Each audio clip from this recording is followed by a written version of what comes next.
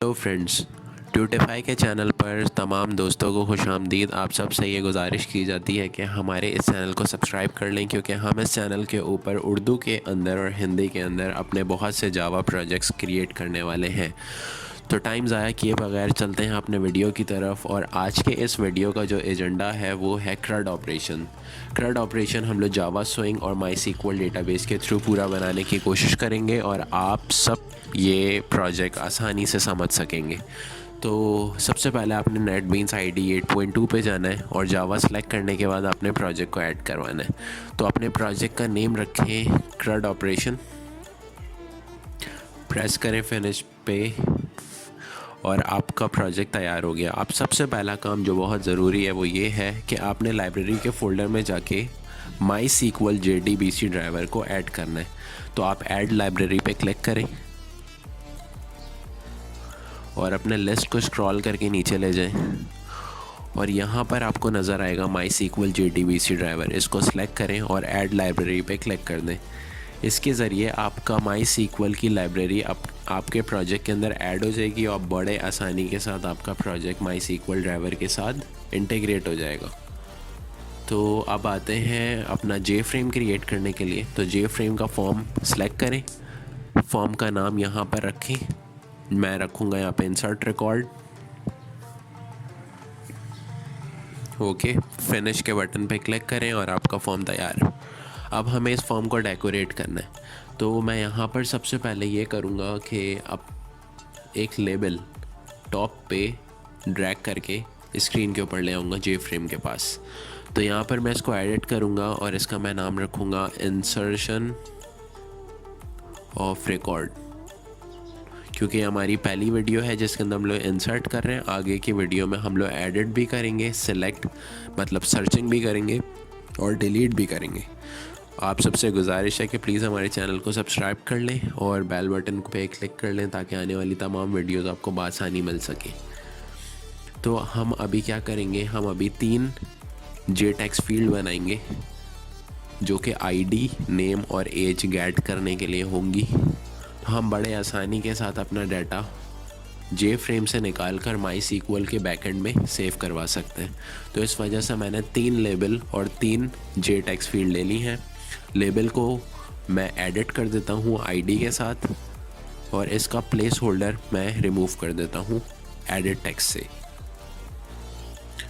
इसका नाम हम रखेंगे यूज़र बेहतर नहीं है, इसका नाम हम रखेंगे नेम।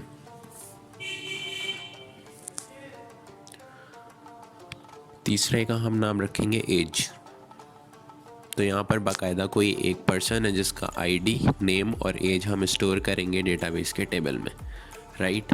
तो अब क्या किया जाए, सबसे पहले इन टेक्स्ट फील्ड को अलाइन कर देता हूँ मैं लेफ़्ट से और इनके प्लेस होल्डर को मैं रिमूव कर देता हूँ, ये जो डमी टेक्स्ट लिखा है। तो एडिट टेक्स्ट पे क्लिक करें और बैक स्पेस दबाएं, इसका डमी टेक्स्ट रिमूव हो जाएगा। अब हमें अपना बटन यहाँ JFrame के ऊपर प्लेस करना है, क्योंकि बटन से ही सारा प्रोग्राम एग्जीक्यूट होगा। तो हम यहाँ पे एक बटन ड्रैग करके ले आते हैं, JFrame का साइज़ थोड़ा छोटा कर लेते हैं, इंसर्शन ऑफ रिकॉर्ड को सेंटर में ले आते हैं और J बटन को हम लोग एडिट कर देते हैं, इसका नाम सबमिट के साथ, SUBMIT, सबमिट, राइट। अब हमें करना ये है कि आपने जाना है अब XAMPP पे और अपने XAMPP के अंदर अपाचे और MySQL को स्टार्ट करना है। विदाउट XAMPP कंट्रोल पैनल आपका MySQL किसी भी तरीके से आपका JFrame के साथ कनेक्ट नहीं हो सकता। तो आपने लाजमी अपना XAMPP अपने PC में इंस्टॉल करना है और अपाचे और MySQL को स्टार्ट करना है। आप जाएँ क्रोम पे, लोकल होस्ट डैशबोर्ड लिखें, टॉप राइट कॉर्नर पे phpMyAdmin नेविगेशन बार पे आएगा, उसे क्लिक करें। डेटाबेस के अंदर आप न्यू पे क्लिक करें, इससे डेटाबेस तैयार होगा और डेटाबेस का नाम रख लें CRUD, राइट। डेटाबेस तैयार हो चुका है CRUD के नाम से। पहला टेबल जो हम अभी जिस पे काम कर रहे हैं वो है इंसर्ट वाला। तो हम इंसर्ट के नाम से एक टेबल बना लेते हैं। तो ये हमारा टेबल जिसके अंदर 3 कॉलम ID, नेम और एज हमें क्रिएट करना है। तो ये कॉलम के नाम मैंने लिख लिए, ओके। तो अब करना ये है कि ये 3 कॉलम की डेटा टाइप सेट करनी है। तो नेम को हम वेरिएबल करेक्टर कर लेते हैं और आईडी और एज को हम इंटीजर में ही छोड़ देते हैं, क्योंकि एज इंटीजर होती है और आईडी भी इंटीजर होती है। लेंथ आप कुछ भी रख सकते हैं, मैंने यहाँ पर 255 रखी है, आप चाहे तो आप भी 255 रख सकते हैं। ग्रेट। नाउ अब नीचे जाएं, सेव के बटन पे क्लिक करें ताकि डेटाबेस बन सके। यहाँ हमारे पास एक एरर आया है, वो ये कह रहा है the name insert in MySQL keyword is reserve. तो इंसर्ट का एक कीवर्ड माई सीक्वल में ऑलरेडी है, तो हम इसका नाम इंसर्शन कर देते हैं और अगेन नीचे जाके सेव पे क्लिक कर देते हैं और ये आपका टेबल तैयार हो गया। ग्रेट। अब आपने आना है अगेन अपने जे फ्रेम पे और सबमिट के बटन पे क्लिक करें, इवेंट पे जाएं, एक्शन पे जाएं और एक्शन परफॉर्म पर क्लिक करें। इससे आप इसके इसके बैकएंड को आप एक्सेस करेंगे और यहाँ पर आपने अपनी कोडिंग करनी है। तो सबसे पहला काम आपका यहाँ पर है ट्राई और कैच की एक्सेप्शन क्रिएट करना, क्योंकि जब भी आप डेटाबेस बनाते हैं तो वहाँ पे कनेक्शन के लिए ट्राई कैच लाजमी बनता है। कैच के अंदर आप लिखेंगे एक्सेप्शन ई और इसके अंदर आपने एक जे पैन मतलब एक पॉपअप स्क्रीन शो करनी है कि अगर कनेक्शन फेल हो जाए तो कोई मैसेज प्रिंट होता हो, राइट। तो उसके लिए हम यूज़ करते हैं J option pane, J option pane dot show message dialog. Oops,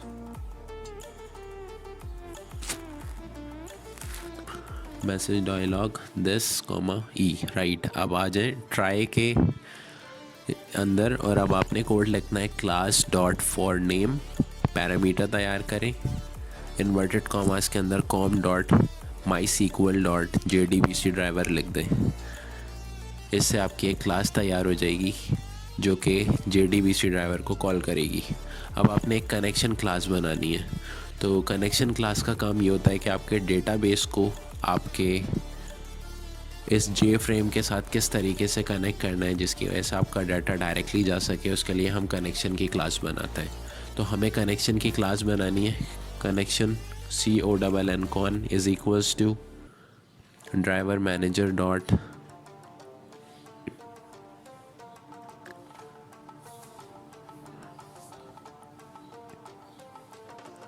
get connection.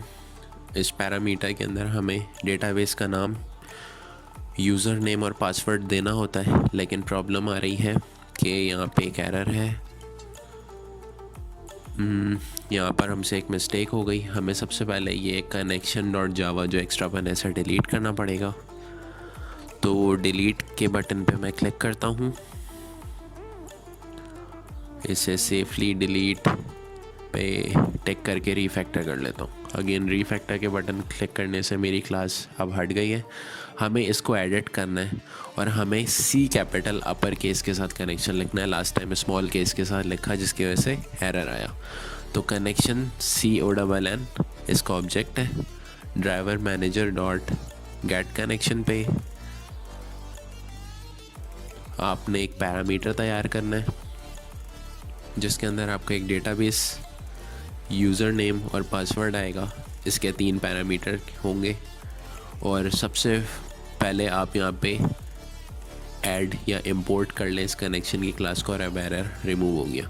तो JDBC colon MySQL colon local host backslash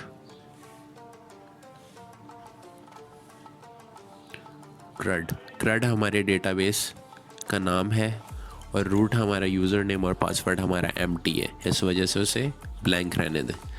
आगे गए हमने एक वेरिएबल क्रिएट किया SQL से जिसके अंदर हम MySQL की इंसर्ट क्वेरी लिखेंगे जिसकी वजह से डाटा हमारा डायरेक्टली MySQL में जाएगा।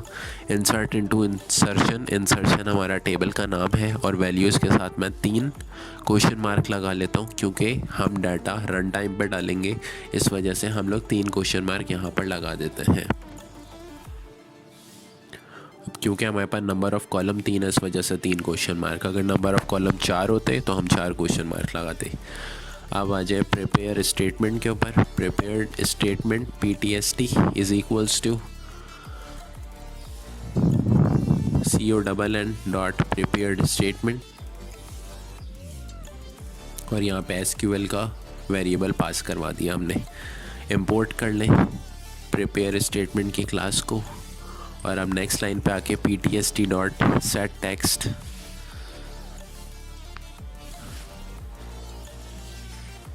set string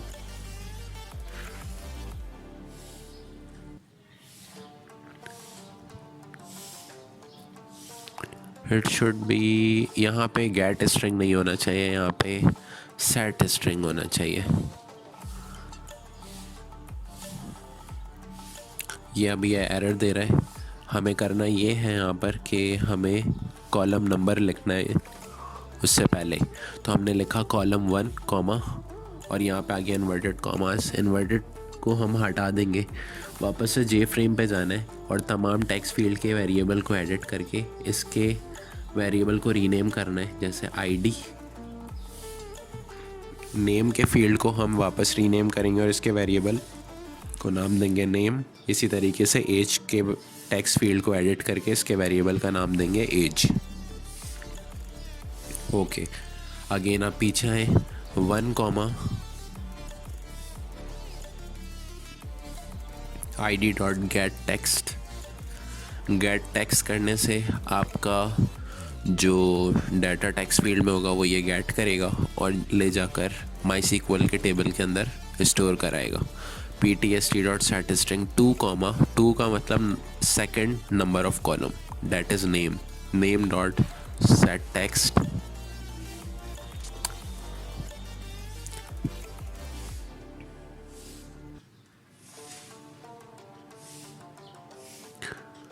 gate text, right. और थर्ड पे आएगा ptst.setString